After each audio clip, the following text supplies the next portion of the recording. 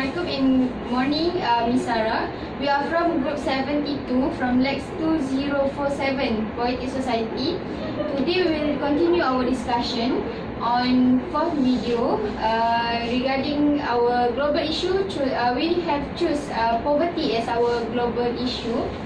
And before that, we would like to introduce ourselves, starting from you. Hi Miss, I'm Chu Singwei. My metric number is 183705. I'm Norina binti Jamili. My metric number is 181704. And I am Zarina binti Arifin. My metric number is 183498. Hi Miss, my name is Shani Radhakrishnan. My metric number is 184202. And my name is Bari'ah binti Ramli. My metric number is 181643. Hi, my name is Fatma. My metric number 186423. So today we are going to discuss the poem Poverty, right? So I'm sure all of you have read the one we posted in the group, right? Yes. So basically, the poem is actually compared to the previous one. This one is a bit complex, right? Yes. So actually, this poem is written by the Jane Taylor. She is very famous for the Twinkle Twinkle Little Star poem. Wow. Is it so? Yeah, the song. So this actually describes about a mother and children who live in a poor lifestyle, and from this poem, the poet is trying to address the issue of poverty, describing from one family how it affects the whole community. So let's I and Fatma recite the poem. So this poem consists of 5 stanzas. So I'll be reciting the 3 first stanza, and she will follow the second 2 stanza. So I start to recite the poem. Okay. So, I saw an old cottage of clay, and only of mud was the floor. It was all falling into decay, and the snow drifted in at the door. Yet there a poor family dwelt in a hovel so dismal and rude. And though knowing hunger they felt, they had not a morsel of food. The children were crying for bread, and to their poor mother they would run. Oh, give us some breakfast, they said. Alas, their poor mother had none. Okay, then she viewed them with looks of despair. She said, and I am sure it was true, "This not for myself that I care, but my poor little children for you. Oh, then let the wealthy and gay but see such a hovel as this, that in a poor cottage of clay they may know what true misery is, and what I may have to bestow I never will squander away, while many poor people I know around me are wretched as they." So I will explain each of the stanzas, Nina. So the first stanza is the poet is trying to say describe the living condition of the mother and her children, how they live, like the house is not clean, it's like falling. And then the second stanza is trying to say that there are stress of the hunger because of the not enough money to afford buy foods like other wealthy families. And the third stanza is trying to say about how the children are craving for the breakfast, but their mother don't have anything to give them. Okay, so for the fourth stanza, we say like it's trying to describe how the poverty falls down under the theme of unselfish undertakers, like feeling helpless while seeing their children suffer from the poverty, and also they describe how the mother is can be give and offered as much as she can to her kids, and she can live in the bad life but will never run away from this situation. And in last stanza, which is the 5th one, he is like explain about if we see around if we see around us and we open our eyes and see how the all poverty and people who are like go under this situation, we can make differences and change the child or the family lifestyle. Yeah, I think this is how it starts. So what do you guys think about this poem? For me, it is difficult to understand. Second, it is a lot of stanza. It's long. I'm not criticizing. But what I like the most about this poem is about the emotion of the mother. I like the stanza. The first stanza, which is talk about this not for myself that I care, but my poor children, poor little children for you. This can see that every mother will think about this. As from my experience, my mother always will give me the food first. Before she eat, whether it is enough or not enough. Sometimes she will never eat. Let me eat. She even lie, right? She even lie that she had done. Yeah. But in the morning, she will not eat until lunch. So from this, we can see that the sacrifice of mother. So it is emotion.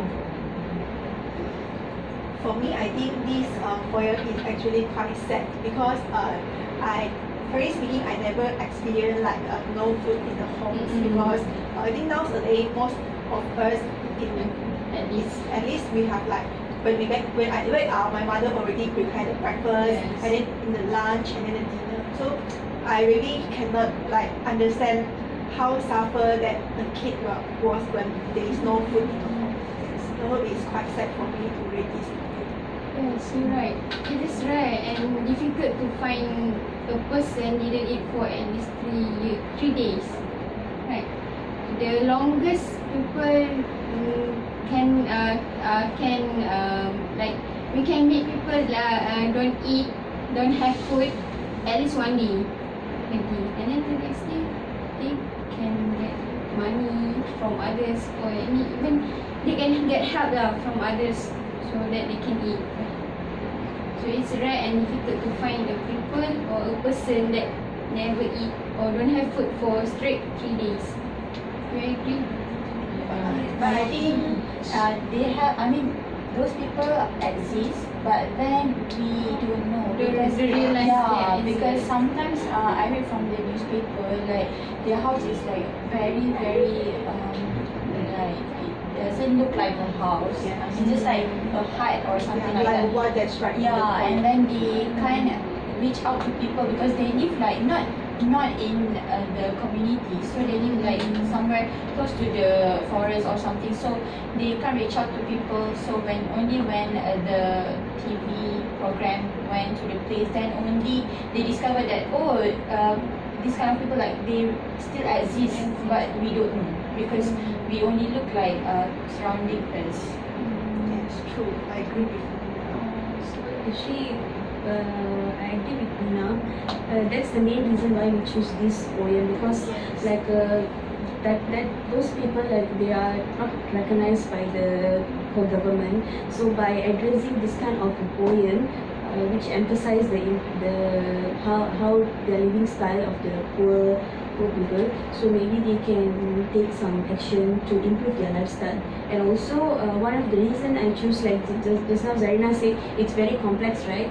Like the two poem that we discussed previously, it's very simple and we don't have we don't have experience the poetic language, but in this poem we can see the poetic language and also the meaning behind of each lines.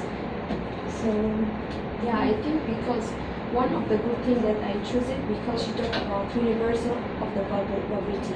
I mean, she doesn't mention like period of time or specific place. She talked about all the world. So and also she meant like talking. I feel she talk about the human beings, the human society in the global. So that's why I think it's very touching the heart, and you can feel even you are not experienced, but however you can feel, because I think no one. I mean, all of you face people are poverty and needed money, needed food, right? I think all of you saw this one in the street or anywhere. Yeah. So this one is like, it's feel like make me feel more think about these people. Yeah. And then maybe from this poem we can get some lessons. Maybe we should reduce the chance of wasting of our food, and then we should appreciate the things that we have. Be grateful.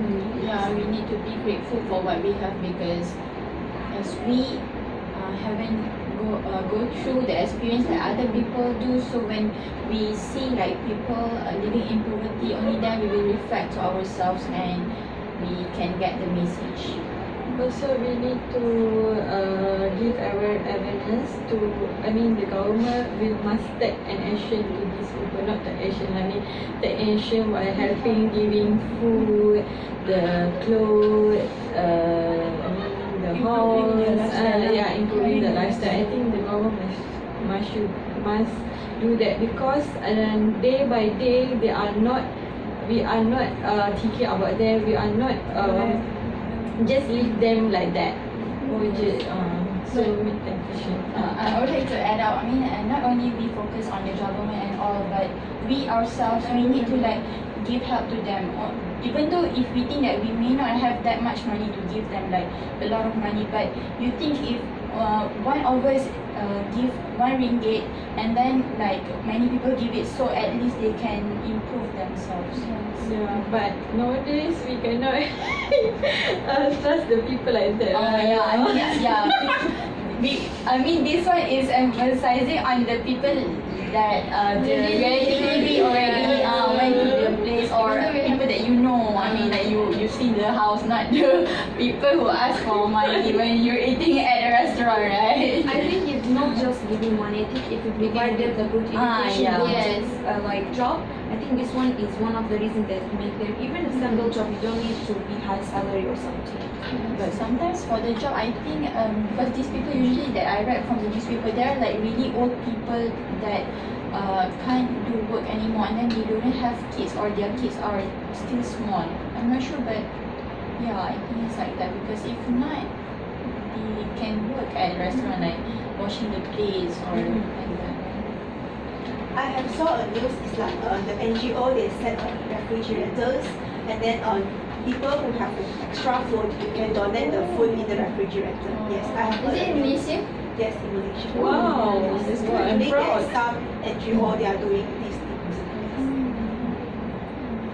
Okay, I think that's all from us.